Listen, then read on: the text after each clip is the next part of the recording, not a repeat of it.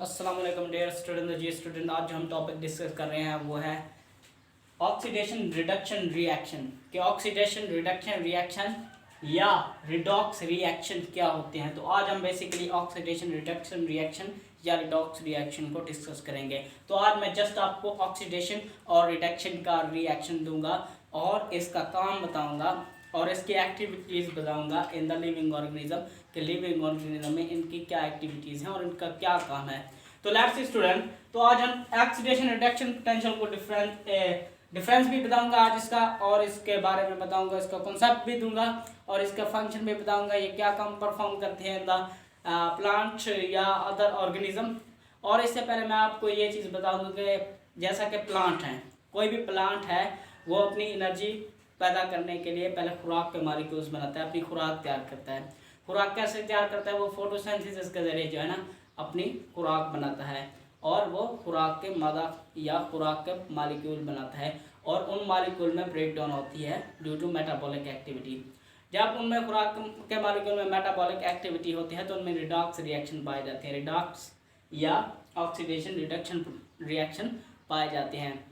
तो oxidation reduction reaction की वजह से उस मॉलिक्यूल की, उस फूड के मॉलिक्यूल की जो प्लांट ने प्रिपेयर की, उसकी ब्रेक डाउन होती है और फिर जो एनर्जी होती है वो मुख्तलिफ अशकाल में, मुख्तलिफ सूरतों में, मुख्तलिफ हालतों में चेंज होती है, या हीट एनर्जी में चेंज होती है या और अदर एनर्जी में चेंज होती है, और वही एनर्जी मुख्तलिफ काम सर अंजाम देने के लिए आगे इस्तेमाल होती है। मसलन के कुछ एनर्जी रिप्रोडक्शन में इस्तेमाल हो जाती है, कुछ ग्रोथ में हो जाती है और इस तरह की कुछ अदर एक्टिविटीज़ में एनर्जी यूज़ होती है। तो लेट्स स्टूडेंट, आज मैं आपको ऑक्सीडेशन रिडक्शन रिएक्शन का कॉन्सेप्ट देने जा रहा हूँ और या रिडॉक्स रिएक्शन का कॉन्सेप्ट देने जा रहा हूँ। बेसिक रिडॉक्स रिएक्शन ही ऑक्सीडेशन रिडक्शन रिएक्शन है। तो लेट्स स्टूडेंट, आज हम इनका कॉन्सेप्ट जानते हैं। For all process of life, oxidation and reduction reaction are very important and these are source of energy. और ये क्या है ऑक्सीडेशन रिडक्शन पोटेंशियल या reduction oxidation reduction reaction basically क्या है? ऑक्सीडेशन रिडक्शन रिएक्शन जो है ना एक इम्पॉर्टेंट सोर्स है, बहुत ही अहम सोर्स है, जरिया है एनर्जी का। इनसे हमें एनर्जी होती है, एनर्जी मिलती है। मतलब कि जब ऑक्सीडेशन रिडक्शन रिएक्शन जब भी हो किसी भी ऑर्गेनिज्म में या किसी भी प्लांट में या किसी भी जानदार में, वो हमें एनर्जी मुहैया करते हैं। तो मैंने पहले आपको बताया कि जब एक प्लांट अपनी खुराक तैयार करता है तो उसमें मेटाबॉलिक एक्टिविटीज़ होती हैं, मतलब ऑक्सीडेशन रिडक्शन रिएक्शन होते हैं उसमें, और मॉलिक्यूल की ब्रेक डाउन होती है और हमें उससे एनर्जी मिलती है। तो ये हमें एनर्जी प्रोवाइड करते हैं ऑक्सीडेशन रिडक्शन रिएक्शन।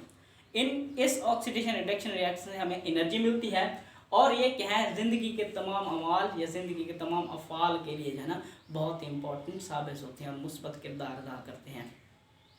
तो हम इसकी टाइप देखते हैं रिडॉक्स रिएक्शन की। इसकी दो टाइप हैं, reduction reaction and oxidation reaction.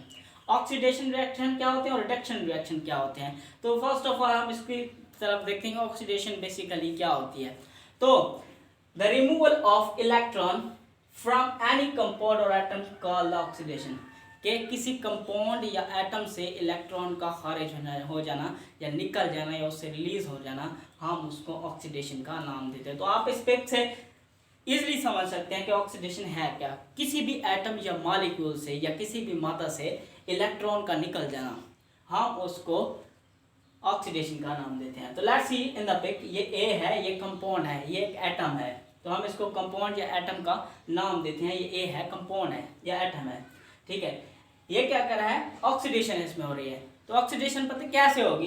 तो यहाँ पर आप देख सकते हैं इसके पास इलेक्ट्रॉन है। कितने इलेक्ट्रॉन है? इसके पास 2 इलेक्ट्रॉन है। जब ये 2 इलेक्ट्रॉन यहाँ से खारिज करेगा तो यहाँ पर बनाएगा ऑक्सीडाइज्ड एटम। ये एक एटम था, ठीक है, ये एक एटम है, इसके पास इलेक्ट्रॉन है। अभी इसमें ऑक्सीडेशन हो रही है क्योंकि इसके पास इलेक्ट्रॉन है और ये ऑक्सीडाइज होने जा रहा है। तो वो कैसे होगा? जब ये अपने इलेक्ट्रॉन खारिज करेगा तो इसमें ऑक्सीडेशन हो जाएगी और वो खुद ऑक्सीडाइज्ड हो जाएगा। तो आप देख सकते हैं इसके पास 2 इलेक्ट्रॉन थे, इसने दोनों इलेक्ट्रॉन खारिज कर दिए और खुद को ऑक्सीडाइज कर दिया। From compound electrons are release, कि इस कंपाउंड से जो इलेक्ट्रॉन्स हैं वो रिलीज होते हैं। तो मैंने आपको जैसे बताया कि किसी कंपाउंड या एटम से इलेक्ट्रॉन का निकल जाना ऑक्सीडेशन कहलाता है। तो यहाँ पर ए एटम में ऑक्सीडेशन हो रही है और इसने जो है ना अपने इलेक्ट्रॉन खारिज कर लिए और अपने आप को ऑक्सीडाइज कर लिया। तो दूसरी तरफ देखते हैं कि रिडक्शन क्या है। The addition of electron in any compound और एटम कॉल्ड द रिडक्शन, कि किसी कंपाउंड या एटम के अंदर इलेक्ट्रॉन का जमा होना, ऐड होना, हम उस चीज को रिडक्शन का नाम देते हैं। रिडक्शन कैसे होते हैं कि एक कंपाउंड है या एटम है, इसके पास अभी इलेक्ट्रॉन नहीं है, लेकिन ये इलेक्ट्रॉन जब लेगा तो ये रिड्यूस हो जाएगा, मतलब इसमें रिडक्शन होगी।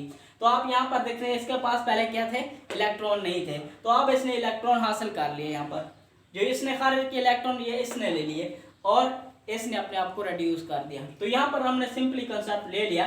तो आप देख सकते हैं रिडक्शन, इलेक्ट्रॉन और एडेड इन कंपाउंड भी, तो इलेक्ट्रॉन जो है ना वो ऐड हो जाते हैं एटम या कंपाउंड के अंदर। तो सिंपली ये होगा कि यहाँ पर एक एटम है ए, जिसको हम ए एटम का नाम देते हैं, और इसके पास इलेक्ट्रॉन है, ये ऑक्सीडेशन करवा रहा है। ऑक्सीडेशन इसमें ऐसे होगी, जब ये अपने इलेक्ट्रॉन खारिज कर देगा, रिलीज कर देगा, तो ये ऑक्सीडाइज हो जाएगा और इसमें ऑक्सीडेशन हो जाएगी। तो यहाँ पर देखिए इसके पास 2 इलेक्ट्रॉन थे, इसने दोनों इलेक्ट्रॉन को खारिज कर दिया, निकाल दिया और खुद को ऑक्सीडाइज कर लिया।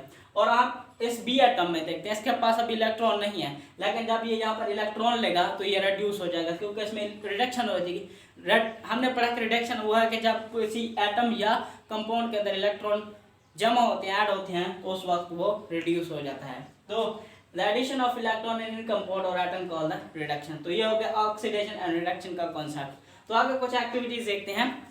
In living organism, during redox reaction, there is a transfer of hydrogen. We know in hydrogen have one electron and proton. When a molecule release hydrogen, it will oxidize, and when gain, it is reduced. तो इसमें क्या हुआ कि जब living organism जितने भी जानदार हैं, तो मैं आपको समझा रहा हूँ कि लिविंग ऑर्गेनिज्म मतलब कि जानदार, कोई भी जानदार है, उसमें जो है ना रिडॉक्स रिएक्शन है। जो रिडॉक्स रिएक्शन है उनके दौरान क्या होता है, redox reaction, oxidation, reduction reaction के दौरान क्या होता है, बेसिकली हाइड्रोजन का तबादला होता है।